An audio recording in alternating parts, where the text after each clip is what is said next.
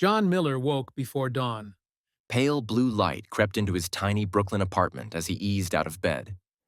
At 78, his movements were unhurried. In the early quiet, he decided to take his usual morning walk. Stepping outside into the foggy chill, John found the city still asleep. A few lamps burned in windows, and his footsteps echoed on the empty sidewalk. In these solitary moments, his mind wandered back through the years. One memory in particular tugged at him, an unresolved piece of his past that refused to let go. It was something he hadn't been able to set right, a promise unkept, and it sat quietly in his soul every daybreak. After a few blocks, the sun began to rise golden at the edges of the sky. John turned back for home, his breath curling in the cold air. He climbed the steps to his building just as the silence was broken by a sudden ringing from inside.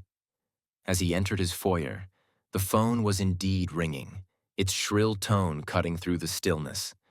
John's heart gave a small jump. Hardly anyone called this early unless it was important. He shuffled into his study and lifted the receiver of an old rotary phone that sat atop a clutter of papers. "Hello?" he murmured. Voice still rough with morning gravel. "John, it's Pete. Sorry to call so early." "It's all right, what's going on?" he asked, steadying himself against the desk. Pete didn't immediately reply. When he did, his tone was careful. We've been cleaning out some old evidence storage, and I found something with your name on it. Well, not exactly your name on it, but a note you wrote. It's a letter, John. Addressed to a Rose Walker, postmarked 1954, with your handwriting clipped to it. John's heart skipped a beat. Rose Walker. He echoed quietly. All at once, he was transported back decades to a case that had haunted him. A young man who vanished in 1954, leaving behind a fiancée named Rose. John had once held an unopened letter meant for her, but it never reached its destination. Until now. I remember. John said softly. His voice trembled just a touch. I thought that letter was lost forever. Pete let out a gentle breath. Seems it turned up after all. It must have been misfiled for ages. I figured you'd want to see it. Absolutely, John replied at once.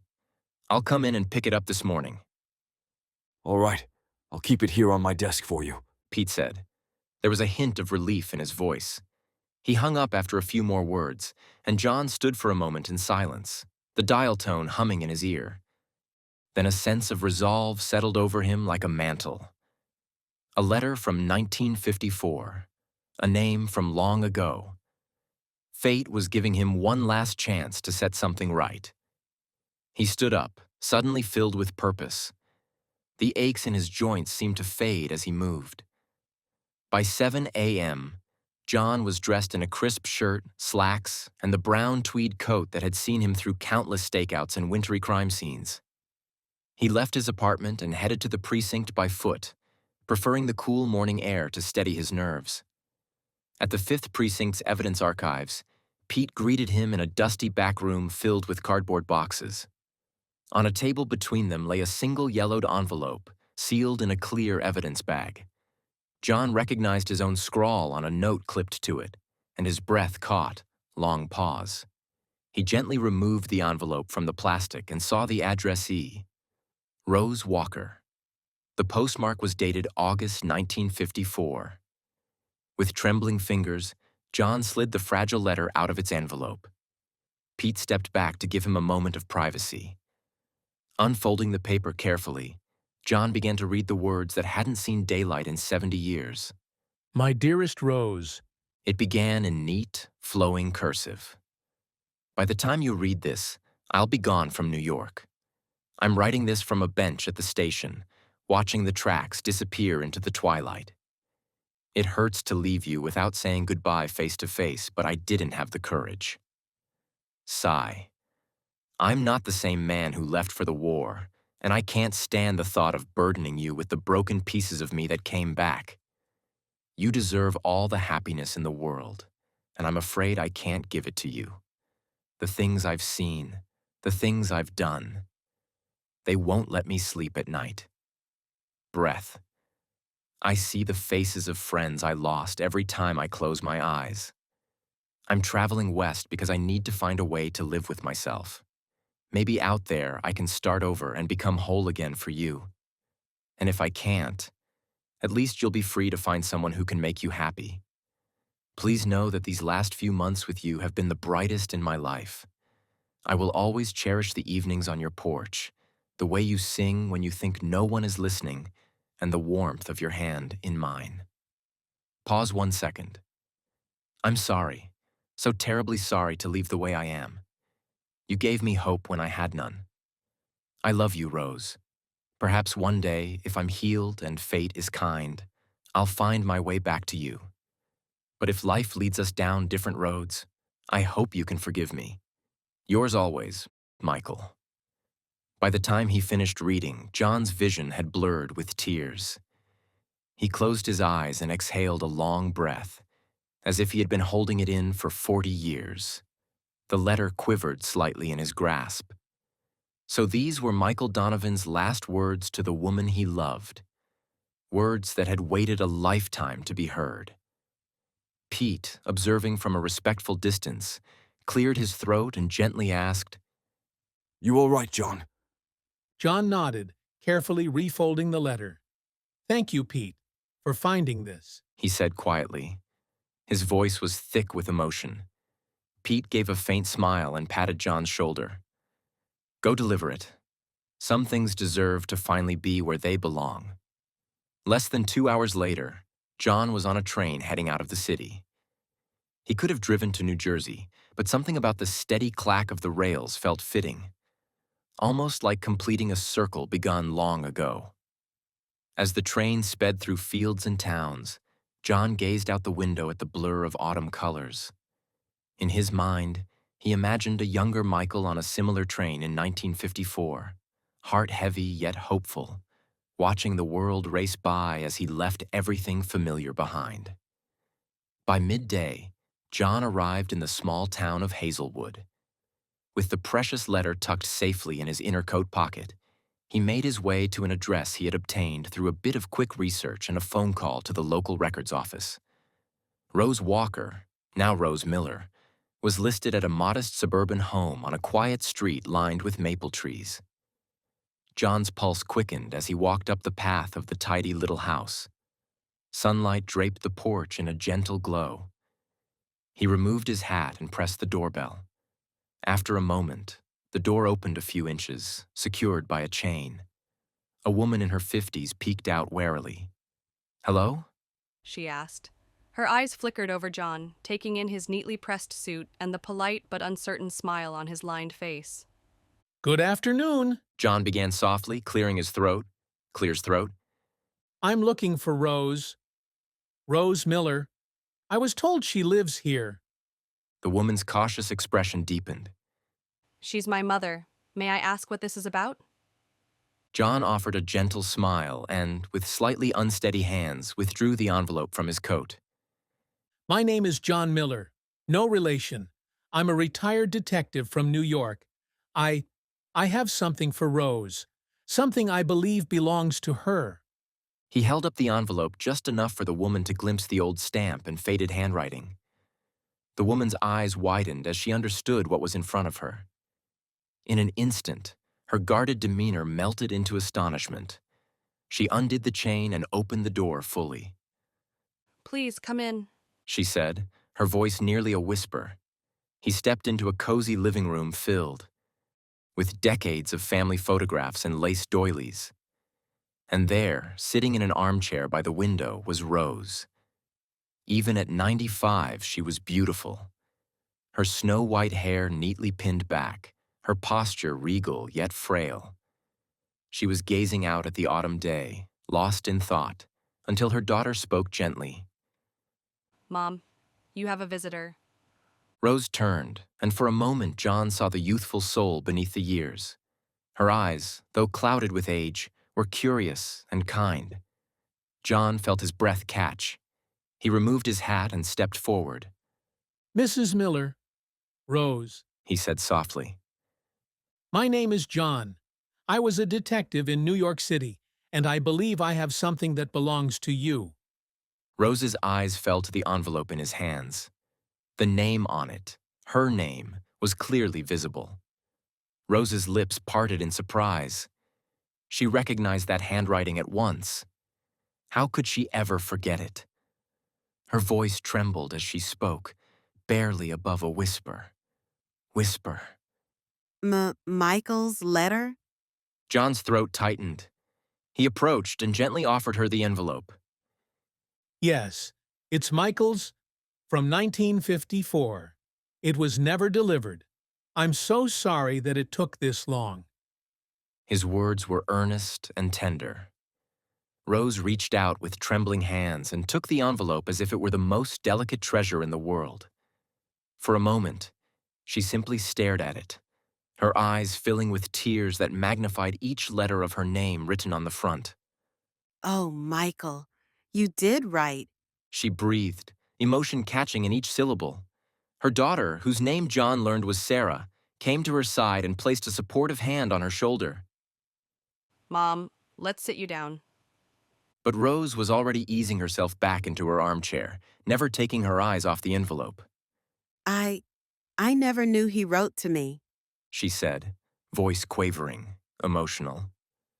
All these years, I thought I'd been forgotten or abandoned, but he wrote. Tears began to spill down her cheeks, tracing gentle lines into her deeply aged face.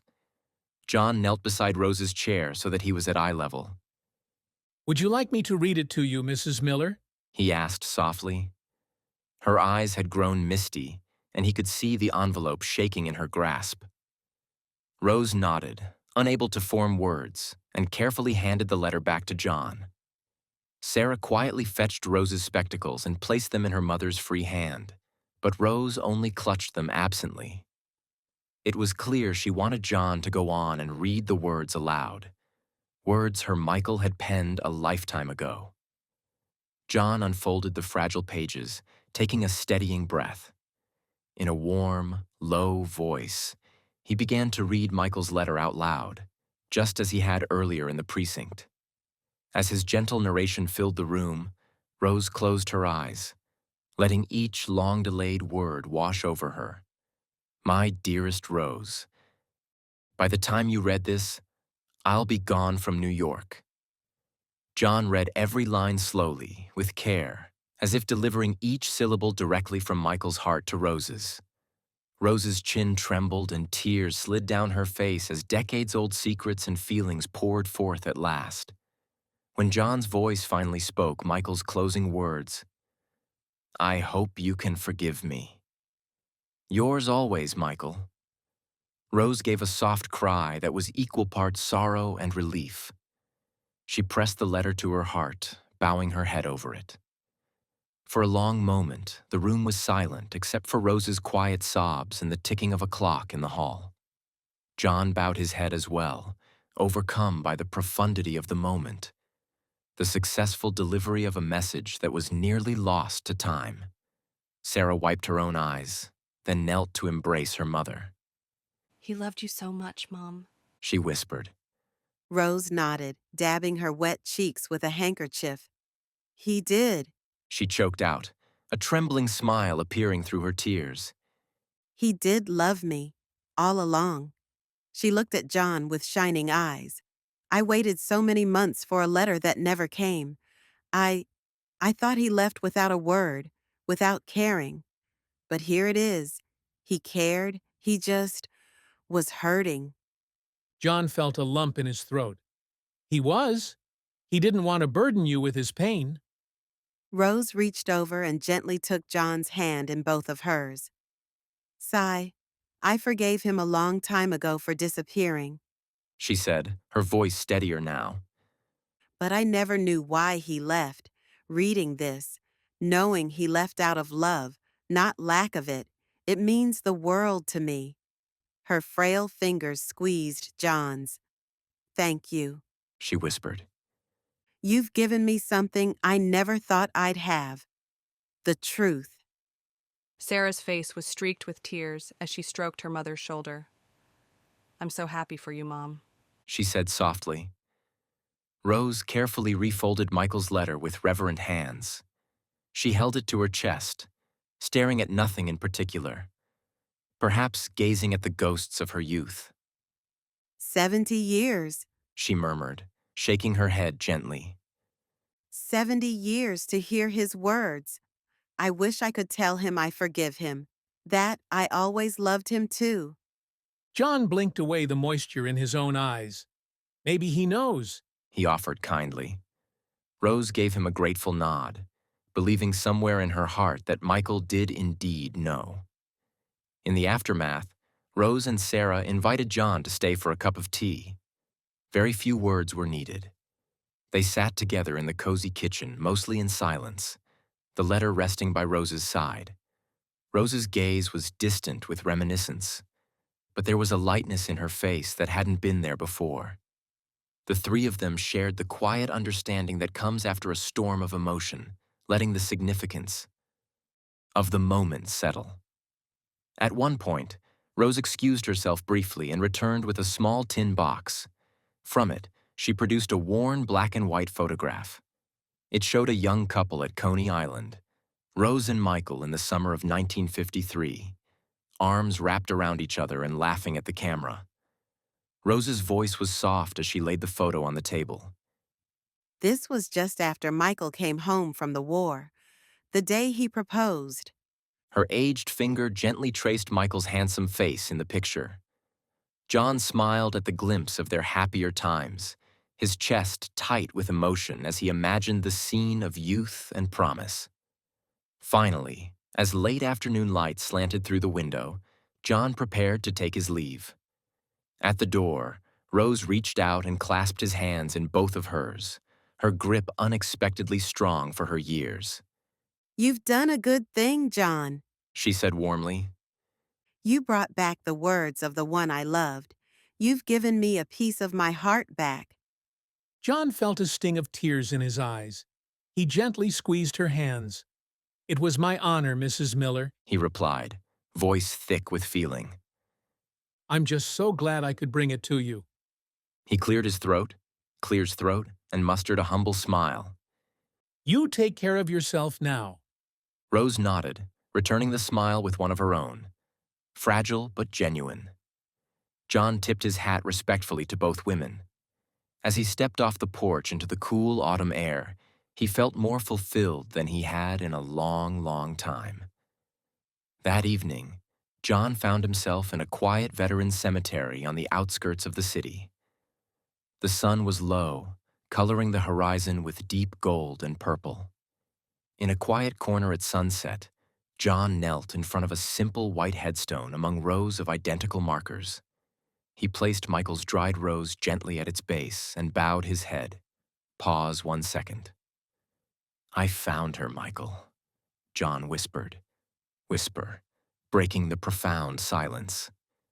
She knows. She forgives you. His words were carried by a soft breeze through the rows of autumn-touched graves. After a long moment, he pressed 2 fingers to his lips and touched them to the cold stone in a final gentle salute. Then John drew a steady breath, rose to his feet, and slowly walked away as daylight finally faded into dusk. Back in the city that night, John slept better than he had in years. Early the next morning, he took his usual walk again. The air was crisp and the sky clear. As he strolled along streets now filled with familiar sounds of life, John carried a newfound peace within him. He had delivered more than a letter. He had delivered closure, forgiveness, and love long deferred. In his heart, he understood a gentle truth. Sometimes the past does find its way home, even if it takes a lifetime.